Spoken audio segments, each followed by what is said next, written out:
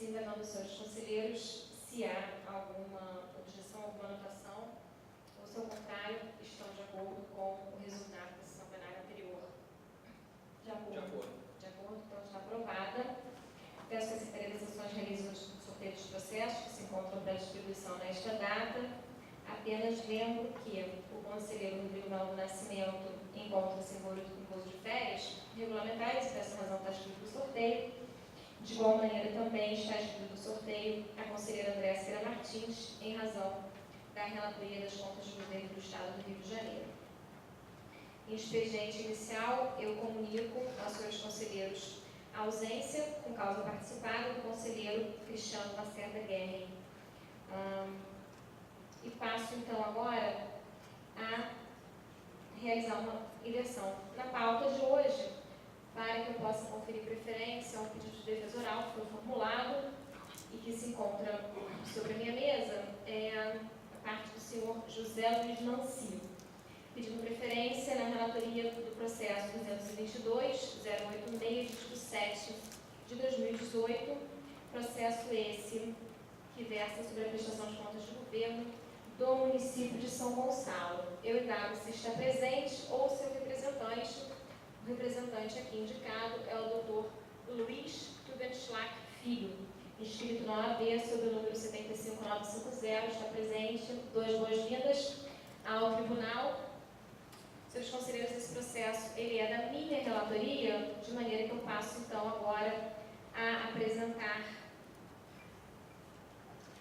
uma breve narrativa do feito, para logo em seguida passar a palavra ao representante do município de São Gonçalo.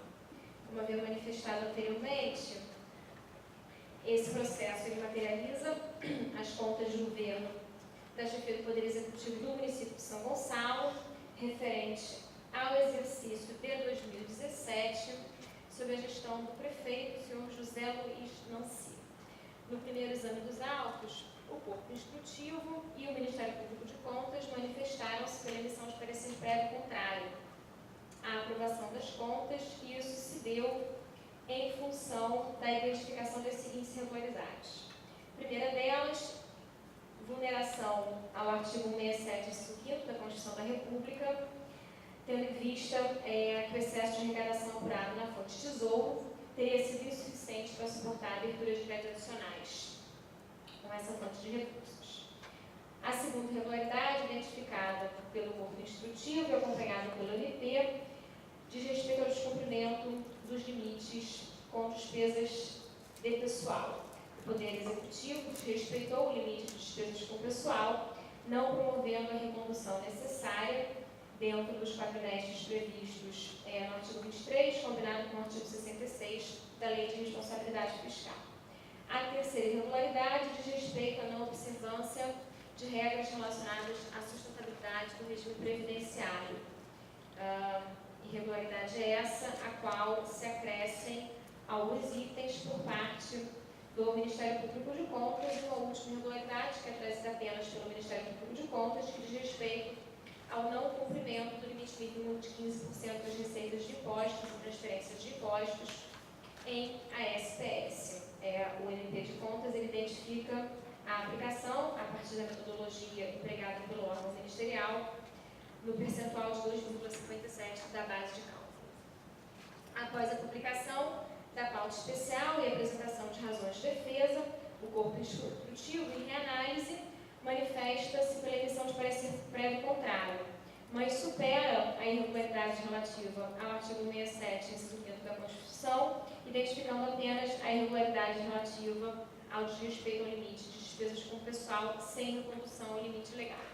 O Ministério Público, junto ao Tribunal, também propõe a emissão de parecer prévio contrário, mas acresce a irregularidade identificada pelo corpo instrutivo, outras duas, que considera não superadas a partir das razões de defesa, quais sejam a insustentabilidade da gestão previdenciária e o não cumprimento do limite mínimo de 15% das receitas de impostos e transferências de impostos em ações e serviços públicos de saúde. No entender do Ministério Público, essas irregularidades que foram por ele apresentadas não teriam sido afastadas com as razões de defesa apresentadas. Esse é o breve relatório da matéria. Eu convido então agora a fazer uso da palavra, renovando as boas-vindas ao tribunal, o doutor Luiz Tubenschlag Filho, advogado inscrito na OAB, sob o número 75950, que tem então a palavra para realizar a defesa oral do município no prazo de 15 minutos, que é o prazo regimental. Boa tarde a todos. Excelentíssima senhora conselheira presidente do Tribunal de Contas do Estado do Rio de Janeiro e também relatora do presente processo, doutora Mariana Montebello William, na pessoa de quem cumprimento os demais conselheiros, ilustríssimo representante do Ministério Público Especial. Esse egrégio Tribunal de Contas apresentou, conforme o relatório, 4 irregularidades, as contas apresentadas pelo prefeito José Luiz Nance, o atual prefeito de São Gonçalo.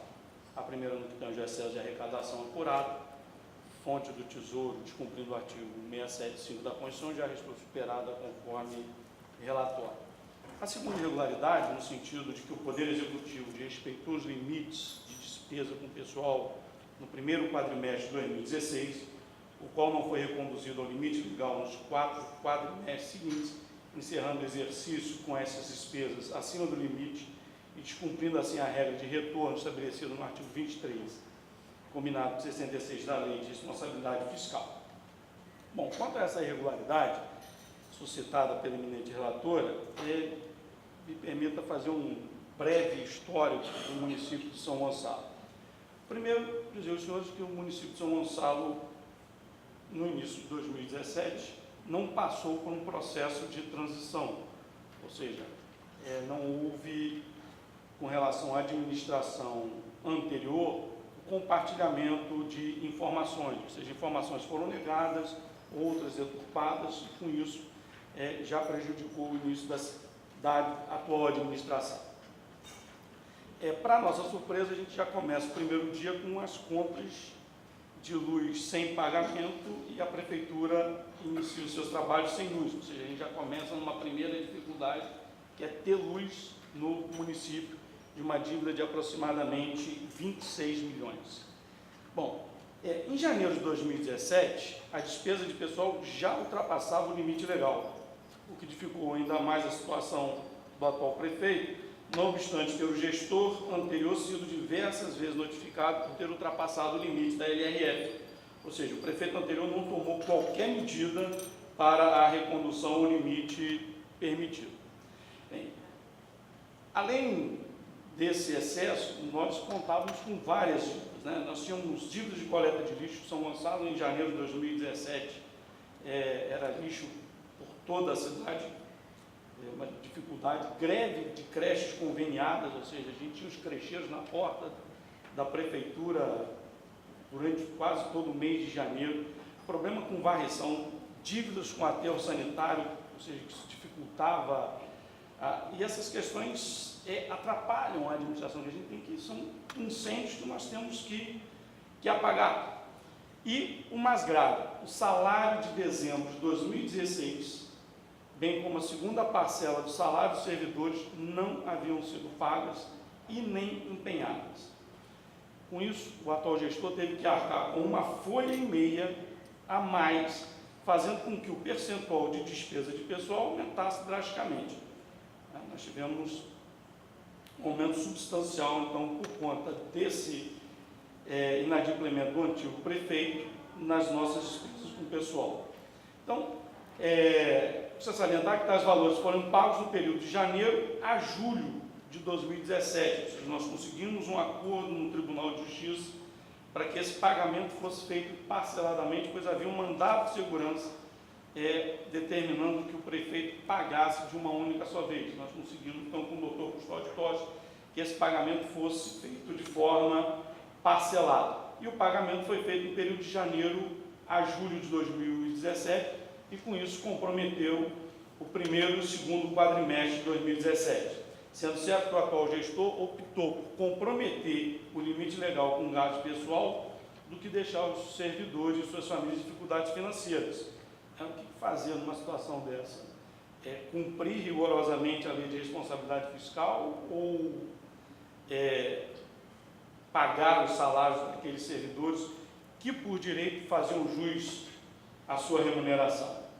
Bom, conforme já exposto nas defesas apresentadas, o fato de a atual gestão pagar, durante o primeiro quadrimestre de 2017, a folha de pagamento referente ao mês de dezembro do exercício 2016 e metade do 13º salário, gerou um aumento no percentual da atual gestão e uma diminuição no percentual da gestão anterior em seu terceiro quadrimestre. Como ele não pagou uma folha, houve uma diminuição. Ou seja, caso o gestor tivesse cumprido com suas obrigações, com pagamento dos servidores, o percentual de despesas com o pessoal no terceiro quadrimestre de 2016, ou seja, da gestão anterior, seria de 61,51% e não 57,30%, que foi o percentual obtido em função do não pagamento do salário de dezembro de 2016 e a segunda parcela do 13º, ou seja, o gestor anterior se beneficiou com o não pagamento dos servidores e acabou por prejudicar ainda mais a atual gestão. Então, se a folha de pagamento tivesse sido quitada oportunamente, ao término do segundo quadrimestre de 2017, o atual prefeito, o José Luiz Nance, teria alcançado a redução de 4,15 percentual excedente. Tal diminuição representaria aproximadamente 55,26% do percentual excedente ao início de sua gestão, ou seja, o atual prefeito teria logrado êxito em reduzir o excesso em mais de um terço nos 2 primeiros quadrimestres de seu mandato, e assim atenderia o disposto do artigo 23 e 66 da Lei de Responsabilidade Fiscal. Bom, todos nós sabemos a crise que acomete o nosso país, em especial o estado do Rio de Janeiro, afetando os repasses, que constituem a maior parte de receita do município, porque a nossa receita com IPTU e ISS sempre foi precária, em função da dificuldade com a arrecadação. O município de São Gonçalo é um município pobre, muita dificuldade em arrecadar, em função principalmente de algumas questões. Nós tínhamos uma lei que era de 2014, que foi revogada em julho de 2017. Nós identificamos, depois de 6 meses na administração, por que não se fazia execução fiscal. Que havia uma lei 584/2014, que impedia a inscrição na dívida de dívidas de até 20 e executar dívidas igual ou inferior a 189 físicos. Ou seja, isso representaria na época o valor aproximadamente a R$ 6.500. Ou seja, nenhuma execução fiscal de valor até 6.500 era promovida em São Gonçalo até julho de 2017. E 75% dos imóveis de São Gonçalo, 75% dos imóveis, o IPTU ano não chegam a R$ 600. Ou seja, a gente precisaria de 10 anos para chegar no topo, mas 10 anos já estaria prescrito. Ou seja, 75% dos imóveis de São Gonçalo acabaria não pagando IPTU, isso comprometeu a nossa arrecadação e, consequentemente, a responsabilidade fiscal. Não havia no município um sistema de distribuição eletrônica. Ou seja, o município é o maior município do estado do Rio de Janeiro, em população perdendo apenas para a capital, e nós não tínhamos sequer um sistema de distribuição eletrônica. O município, junto com a Procuradoria, conseguiu contratar, dificuldade de licitação, a gente muitas negativações em função de não pagamentos anteriores, mas conseguimos contratar e no final de 2017 conseguimos distribuir 106 mil execuções fiscais, com valor executado de 350 milhões aproximadamente. Só que temos um outro problema. São Gonçalo é uma cidade que tem um nível de violência muito grande. E nós promovemos as execuções fiscais, mas temos dificuldades em andamento, porque o correio não chega nas localidades de risco. O oficial de justiça não vai, eu trouxe até, a título de curiosidade, eu trouxe duas certidões de 2 oficiais de justiça. Eu só ler um trecho. O 7º Batalhão de Polícia Militar informou que, em pesquisas de laboratório de análise criminal, informações da existência de elementos armados na prática de atividades relacionadas ao tráfico de entorpecentes bem como várias apreensões se deram em torno dessa área, envolvendo essa atividade. Verifiquei nos muros muitas pichações alusivas à facção Comando Vermelho, com os dizeres: para cada fofoca 10 pauladas, X9 aqui vai morrer, se tiver mandado, morre.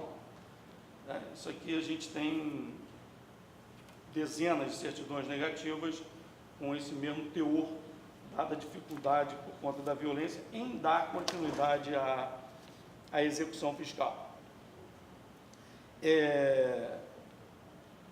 Agora, o município tem tentado melhorar a arrecadação. Nós fizemos um termo de ajustamento de conduta com o Ministério Público Estadual e o Tribunal de Contas do Estado. Está conseguindo melhorar a arrecadação. Fizemos final do ano passado, um concilia, para conseguir melhorar a arrecadação, mas ainda não é suficiente para suprir todas as necessidades e, com isso, garantir o respeito à lei de responsabilidade fiscal. O município de São Gonçalo tem algumas peculiaridades na legislação. Nós revogamos no final de 2017 2 adicionais que estavam sendo objeto de diversas ações no tribunal: o adicional de desempenho funcional, que é um adicional de 100%, e um adicional de representação de 200%. Ou seja, por conta da pouca técnica legislativa, essas verbas, quando chegavam ao tribunal, eram reconhecidamente como verbas genéricas, tidas como aumento disfarçado, e acabavam sendo concedidas de formas aleatórias. Isso fazia com que os salários dos servidores dobrassem ou triplicassem. Hoje a nossa procuradoria conta com 40 procuradores, quase sua totalidade recebe o teto desembargador do Estado, exatamente em função desses valores excessivos. Mas 2 desses a Câmara aprovou, então, a sua revogação. Mas nós estamos agora já com outro problema. Ou concursos que foram realizados na gestão anterior, agora estão sendo objeto, por conta de um entendimento do Supremo, e que está sendo determinada a posse de todos aqueles que passaram dentro do número de vagas, ou seja, mesmo violando a lei de responsabilidade fiscal, nós temos que dar posse por determinação judicial. Isso nos dificulta o cumprimento da lei de responsabilidade fiscal. Então, em função disso, senhores conselheiros, eu trouxe aqui o artigo 22 da lei, o princípio da realidade fática, da lei de introdução às normas do direito brasileiro, que tem como objetivo pugnar que o órgão julgador considere não apenas a literalidade das regras que o administrador tem eventualmente violado, mas também as dificuldades práticas que ele enfrentou e que possam justificar esse descumprimento. Essa norma em questão reconhece que os diversos órgãos de cada ente da federação possuem realidades próprias que não podem ser ignoradas, que é o caso do município de São Gonçalo.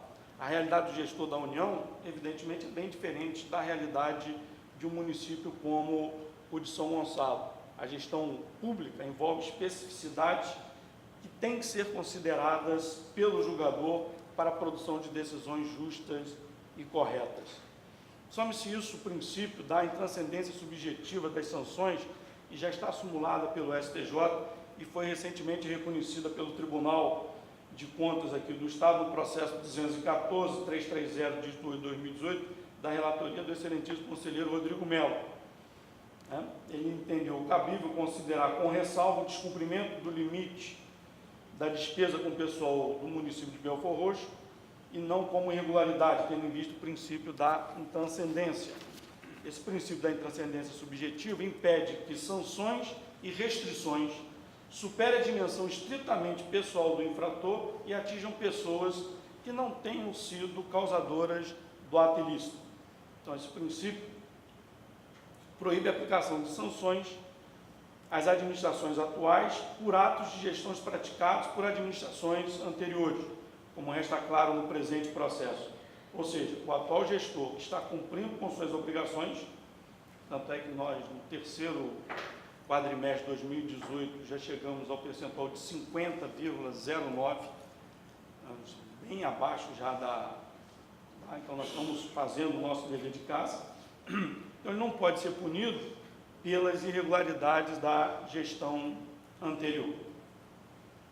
Bom, no que tange a irregularidade número 3, referente à questão previdenciária, eu trago o entendimento dessa Corte, firmado no julgamento de itens semelhantes na prestação de contas do município de São Fidélis, processo 210, que por se tratar de primeiro ano de mandato e ainda por não ter sido alvo de determinação em contas pretéritas, a irregularidade não deverá se constituir, nesse momento, irregularidade a ensejar a emissão de parecer prévio contrário às contas. Então, requer a conversão dessa irregularidade, é apontada apenas como impropriedade para que sejam consideradas objetos de ressalvas e determinações por esse tribunal. E quanto à quarta irregularidade, os gastos com despesas de saúde, entendemos que foi computado percentual de 19,85%, conforme previsto no artigo 7 da Lei Complementar 141. Tal afirmativa tem como base a decisão também deste plenário, que firmou o entendimento de que, a partir da análise das contas referidas no exercício financeiro de 2018, que serão encaminhadas ao TCE agora em 2019, o tribunal não computará mais as despesas com ações e serviços de saúde, que não tenham sido movimentadas pelo Fundo de Saúde para efeito de apuração do limite estabelecido pela Constituição Federal. Então, sendo assim, a mudança de metodologia deverá ser aplicada na próxima prestação de contas do exercício financeiro de 2018, o que demonstra que no exercício financeiro de 2017 o cômputo foi elaborado de forma correta pela municipalidade. Então, diante do exposto, o presidente vai requerer a Vossa Excelência que adote o parecer prévio favorável à aprovação das contas relativas ao exercício de 2017 ou convertendo as irregularidades apontadas em impropriedade ou que sejam consideradas sanadas e regularizadas. Obrigado e boa tarde. Obrigada ao doutor Luiz Duchenck Filho. Parabenizo e cumprimento pela defesa oral realizada, doutor Luiz, e passo então agora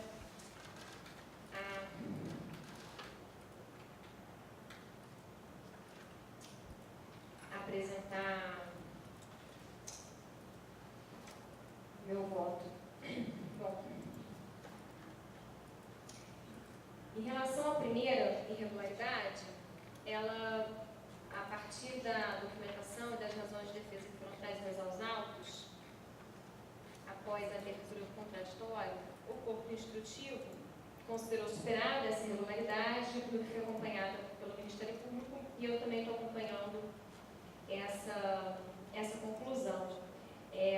A documentação superveniente demonstra que houve, na verdade, um excesso de arrecadação à fonte de recursos ordinários no montante de 6.467.000, aproximadamente, o que é suficiente para fazer face à abertura de créditos adicionais por excesso de arrecadação no valor de 5 milhões de reais. Então, dessa forma, essa irregularidade está superada. Em relação à terceira irregularidade, que diz respeito ao apontamento trazido pelo Ministério Público quanto à capitulação como irregularidade de questões relacionadas à gestão previdenciária, eu também estou aqui me posicionando na forma como esse tribunal tem, em relação ao assunto, se pronunciado, para considerar as questões levantadas no processo como sendo objeto de ressalvas no julgamento, quer dizer, na apreciação destas contas especificamente, estabelecendo, no entanto, regra de transição cientificada a todos os municípios, para que todos tenham ciência de que, a partir das contas de governo municipais referentes ao exercício de 2019, que serão apreciadas em 2020, essas irregularidades serão aptas a ensejar a emissão de parecer prévio contrário, não mais serão objeto de ressalva. Então, nesse ponto, também estou acompanhando o corpo instrutivo em relação a esses apontamentos.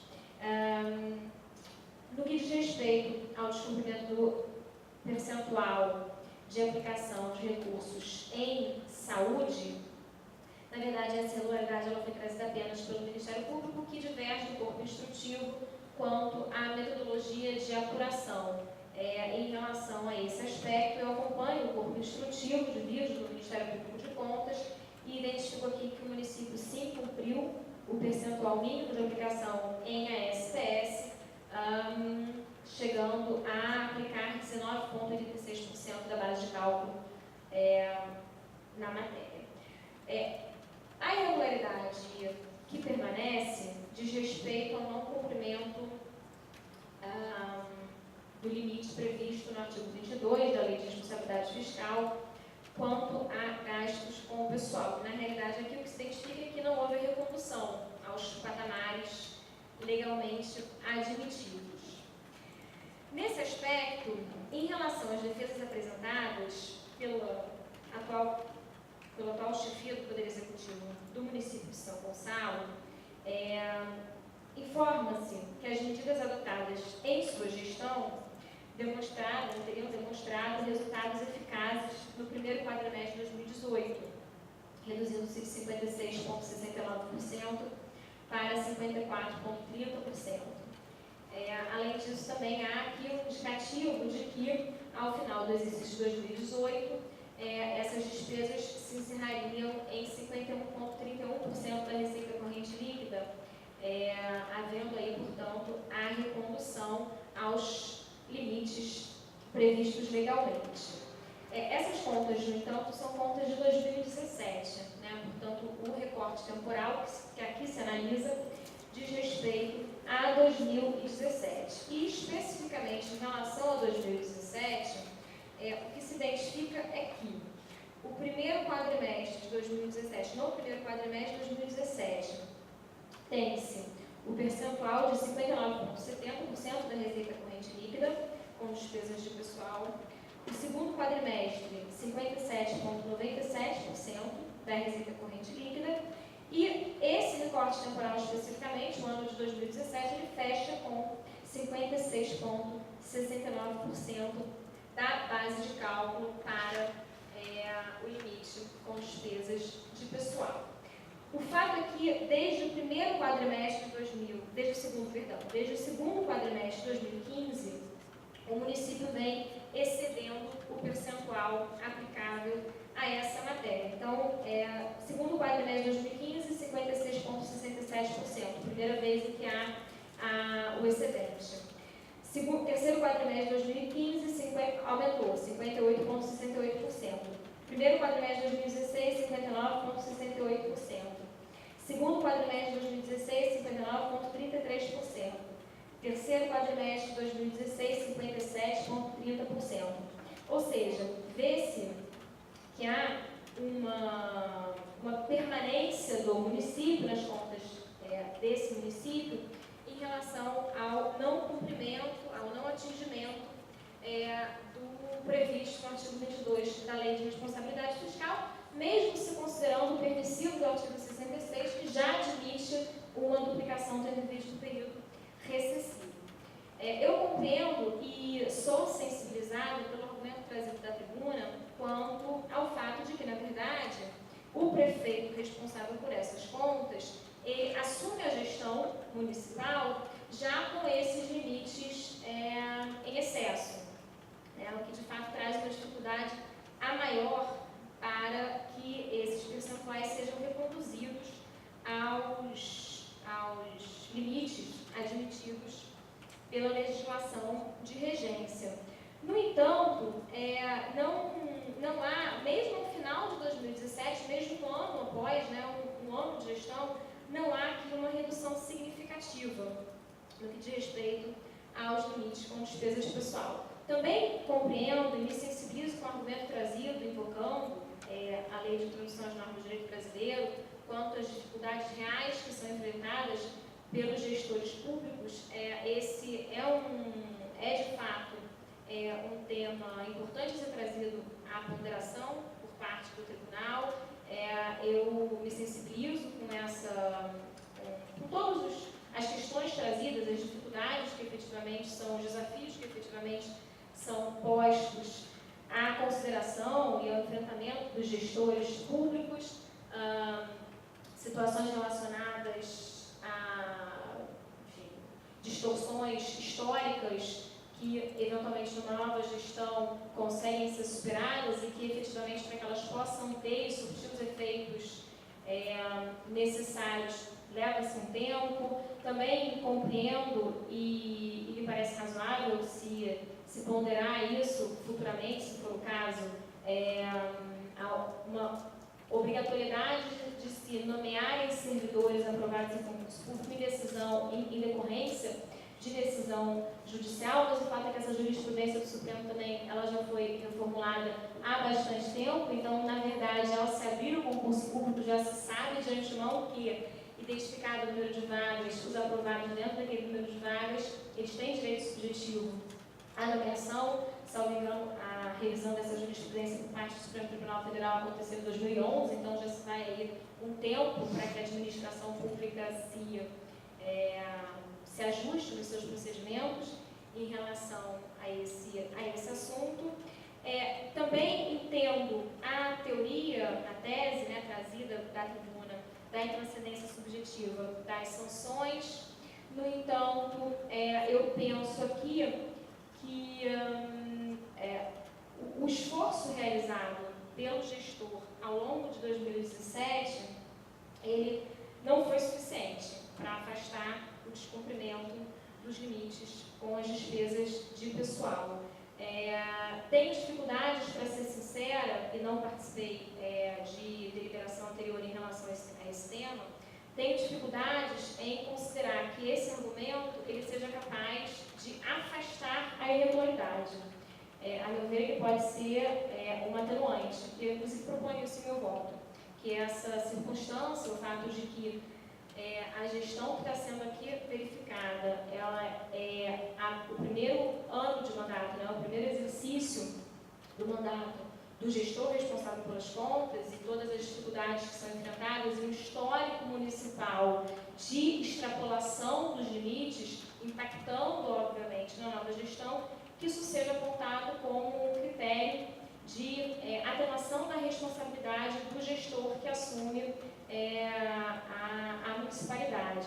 Mas não consigo avançar no sentido de compreender que isso chegue a afastar a irregularidade. Então, eu apoio sim essa tese, no sentido de considerá-la como, encampá-la como um atenuante da responsabilidade do gestor, mas não como um dado que venha a excluir a responsabilidade, não como uma exclusão, excludente de responsabilidade. Então, por essas razões, senhores conselheiros, eu estou apresentando um voto no sentido da emissão de parecer prévio contrário, tendo vista especificamente essa irregularidade, a irregularidade relativa à não recondução dos prazos legais dos limites de despesa com o pessoal. Aqui eu apenas trago à consideração o fato de que no terceiro quadrimestre de 2017, os gastos com o pessoal, eles chegam a 56,69% da receita corrente líquida. Dessa forma, eu, em conclusão, ofereço um voto pela emissão de parecer prévio contrário à aprovação das contas do chefe do Poder Executivo do município de São Gonçalo, tendo em vista especificamente essa irregularidade. O Poder Executivo ele vem desrespeitando, desde o segundo quadrimestre de 2015, o limite de despesas com pessoal, qual não foi reconduzido ao limite legal nos 4 quadrimestres seguintes, observando assim a regra de retorno estabelecida no artigo 23, combinado com o artigo 66, ambos da Lei Complementar número 101 de 2000. Um voto que submeti na pauta eletrônica não consta a atenuante relativa à assunção em 2017 ao cargo de prefeito por parte do responsável pelas contas. Mas eu estou aqui propondo, fazendo esse acréscimo em meu voto, para que essa seja explicitamente considerada uma atenuante na irregularidade que está sendo aqui identificada, na linha, na verdade, do que já foi feito em algumas oportunidades nas contas apreciadas em 2018, contas relativas a contas apreciadas em 2018, 2017, relativas a 2016 de municípios, né? Final de gestão, final de mandato de alguns prefeitos. Essas atenuantes elas foram apresentadas em alguns processos. Então, dessa forma, esse é o voto que eu ofereço a Vossas Excelências. Conselheiro Marcelo. Conselheiro Andréia.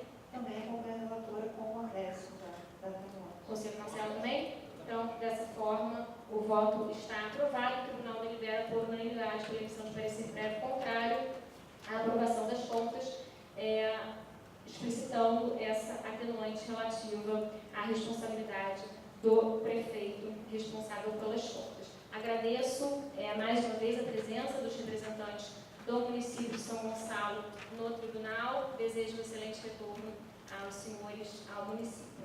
Conselheiro Marcelo, Vossa Excelência tem a palavra então para relatar dos seus processos. Pois não. Senhores conselheiros, senhor Procurador-Geral, eu inicio a pauta de hoje incluindo um processo na pauta especial. Trata-se de um recurso de reconsideração interposto por Cleude Maria Santos em face de recusa de registro de sua aposentadoria, concedido pelo Fundo Financeiro Especial de Custeio da Previdência de Cargo, que é o cargo prévio. O enquadramento da servidora no cargo de auxiliar de enfermagem, sem a devida aprovação do concurso público, está maculado pelo vício de nulidade absoluta, que não pode comparecer com o recurso do tempo, dada a sua flagrante funcionalidade. Dessa forma, não vejo razão em relação ao direito da recorrente. Desse modo, eu voto pelo conhecimento, pelo não provimento, pela comunicação e encaminhamento. Conselheiro Andréia. Com o relator. Eu também acompanho o relator, dessa forma está aprovado. Prosseguindo, em pauta especial, alterei um processo que trata-se de um recurso de reconsideração interposto pelo senhor Evandro Bertino Jorge, com vistas a desconstruir o julgado que rejeitou suas razões de defesa, declarou a ilegalidade do ato de dispensa do município de Mangaratiba para a prestação de serviços relativos a resíduos sólidos e do contrato dele derivado e aplicou multa recorrente. Eu entendo que não está caracterizada a prescrição como penal e que os argumentos recursais quanto às dificuldades financeiras do município não são suficientes para respaldar o ato de dispensa. Voto, portanto, pelo conhecimento, no mérito do seu não provimento, comunicação e encaminhamento. Conselheiro André, está de acordo? De acordo. Eu também manifesto de acordo, o voto está aprovado. Em seguida, em rito sumário, eu alterei um processo para de uma representação em face de supostas irregularidades no edital de pregão número 1 de 2018 da Prefeitura Municipal de São Gonçalo, cujo objeto é a prestação de serviços de locação de sistemas informatizados no valor estimado da ordem de R$ 424 mil. O certame foi homologado em 2 de fevereiro de 2018. Com relação aos pontos representados, o jurisdicionado justificou que a exigência de atestados, se que houvesse discriminação contra as parcelas de maior relevância, se deu em razão de se tratar de um objeto comum e indivisível e que o edital contemplou apenas as características que os sistemas deveriam conter, as especificações técnicas e os requisitos mínimos de segurança. No que se refere ao princípio da preservação da empresa, com possibilidade de participação de sociedades empresárias em recuperação judicial, entendo que a matéria pode ser objeto de determinação para casos futuros. Voto, portanto, pela improcedência, pela comunicação, determinação, expedição de ofício e arquivamento. Conselheiro André, está de acordo? De acordo. Eu também manifesto de acordo, o voto está aprovado. E, prosseguindo, pauta ordinária de informações reservadas, eu trago 2 processos. O primeiro é uma auditoria governamental de conformidade, na modalidade de inspeção, realizada em 2014 no município de Seropédica, com o objetivo de verificar as condições de organização e funcionamento de fiscalização do ISS. A matéria constante destes autos está sendo atualmente abordada no respectivo processo de monitoramento, de forma que eu entendo que a continuidade do controle via plano de ação deve ser dada naqueles autos.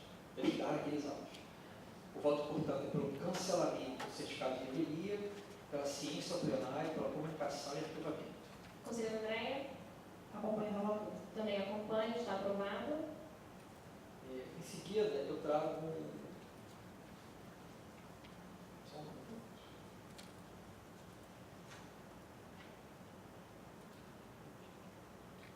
uma denúncia causada pelo cidadão por narrativa de omissão na prestação de contas das receitas de taxa de turismo náutico e taxa de desembarque do cais no município de Armação dos Búzios e requerimento para que esta Corte instaure o procedimento para apuração das eventuais omissões abrangendo o período de 2008 a 2019, assim como de responsabilidades e consequentes combinações legais aplicáveis. Nesse processo, eu voto pelo conhecimento da denúncia, pelo tratamento sigiloso, por ciência ao plenário, por ciência e arquivamento. Conselheira Andréia? Com relator. Eu também acompanho o relator. O voto está aprovado.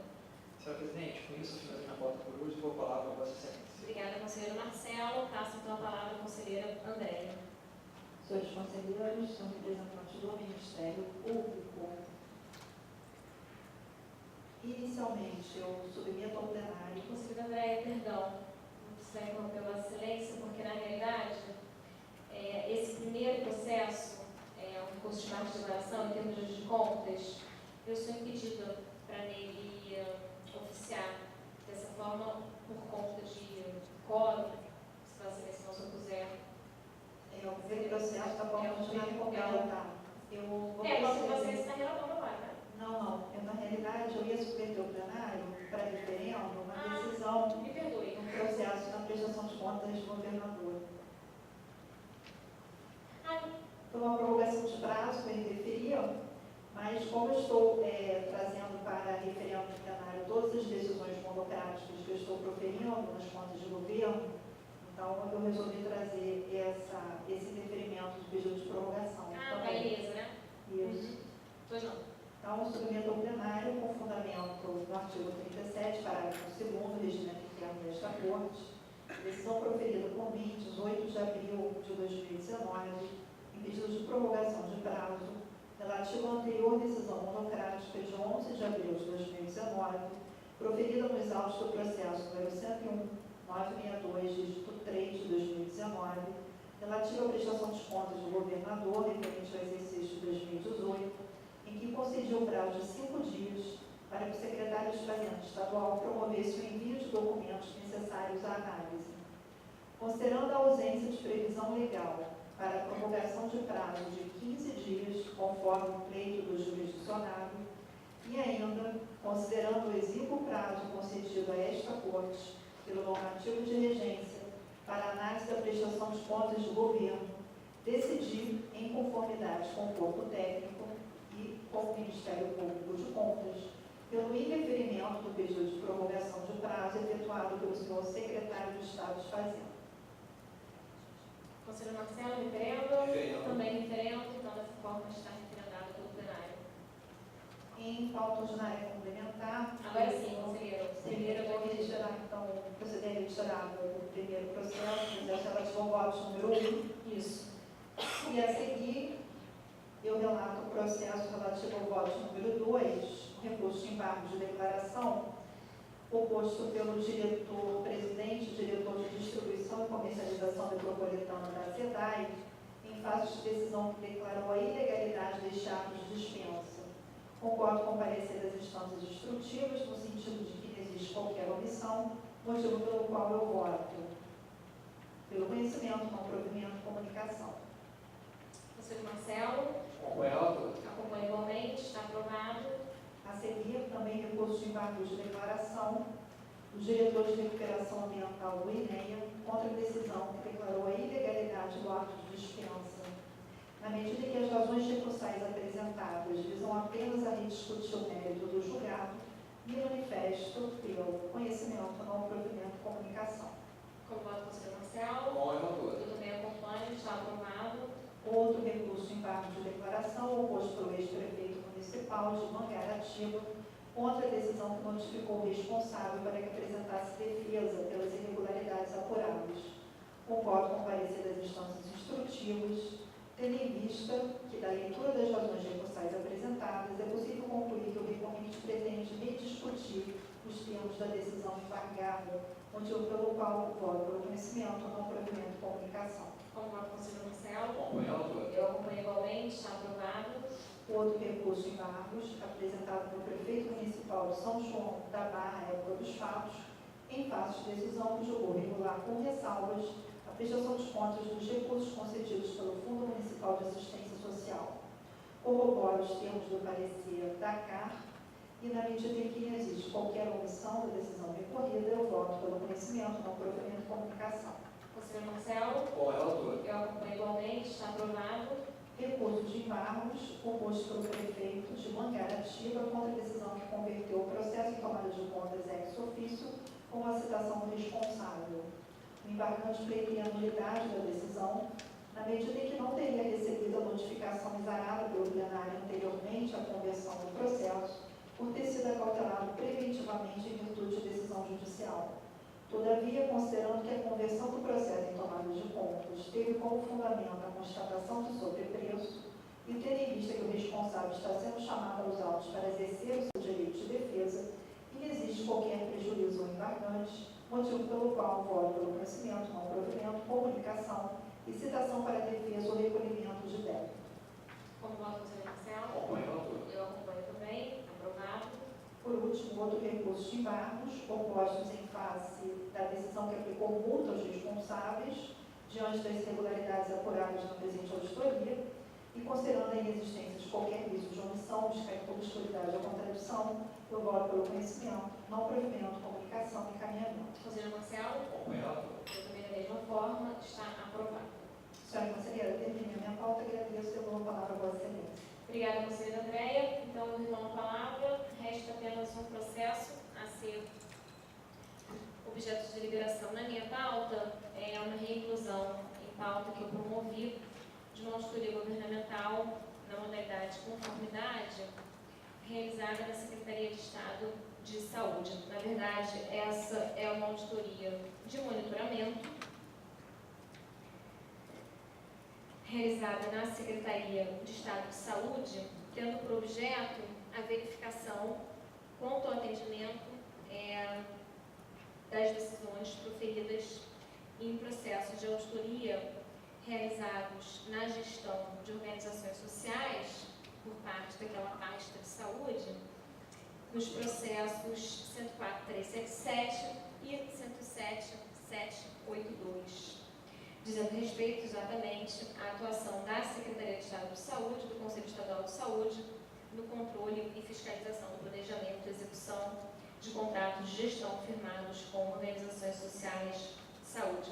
Eu queria destacar aqui, especificamente, como se trata de uma auditoria de monitoramento, um quadro que consta do voto que eu apresento a Vossas Excelências, em que há a identificação de todas as determinações que foram exaradas na auditoria mãe, na auditoria realizada em 2016, e a identificação quanto à situação atual do seu cumprimento, né? Se elas foram cumpridas, se as determinações foram cumpridas, parcialmente cumpridas, ou se não houve qualquer cumprimento.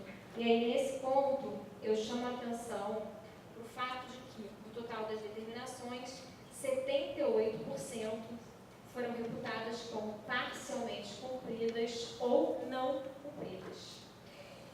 E aí, exatamente, diante desse quadro, a equipe de auditoria propõe notificação dos responsáveis à época dos fatos, sem prejuízo de novas comunicações dirigidas agora à atual gestão da pasta de saúde, visando a reforçar as determinações não cumpridas. Eu estou acompanhando integralmente essa proposta do corpo instrutivo, faço apenas um pequeno ajuste no encaminhamento sugerido pelas instâncias técnicas, de maneira a fazer constar de forma expressa no dispositivo do meu voto uma autorização para que a Secretaria-Geral de Controle Externo, no exercício da sua autonomia, possa definir o escopo de futuras auditorias relacionadas a esse tema. Esse é um pedido que é formulado na manifestação da equipe de auditoria e que eu estou aqui colocando em meu voto como um item específico.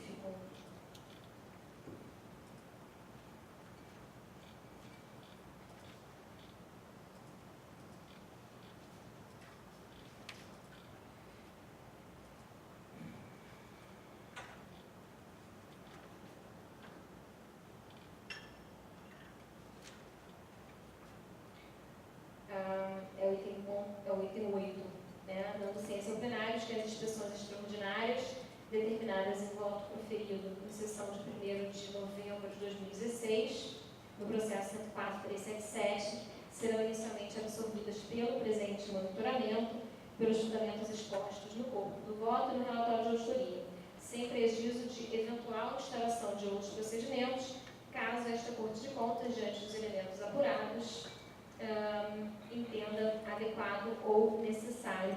Aqui eu estou apontando o fato de que a identificação de risco prévio à realização de auditorias, ela deve ser realizada com autonomia por parte da Secretaria-Geral de Controle Externo na definição desses escopos. Então, dessa forma, traz-se aqui uma revisão da determinação quanto à necessidade de realização de auditorias extraordinárias em relação a esse tema. Então, fazendo essas considerações e chamando a atenção para esses pontos, eu indago a Vossa Excelência se há alguma divergência. Sem divergência. Então, o voto está aprovado. Senhores, com isso, nada mais havendo a ser deliberado nesta sessão, agradeço a presença de todos e declaro encerrada esta sessão.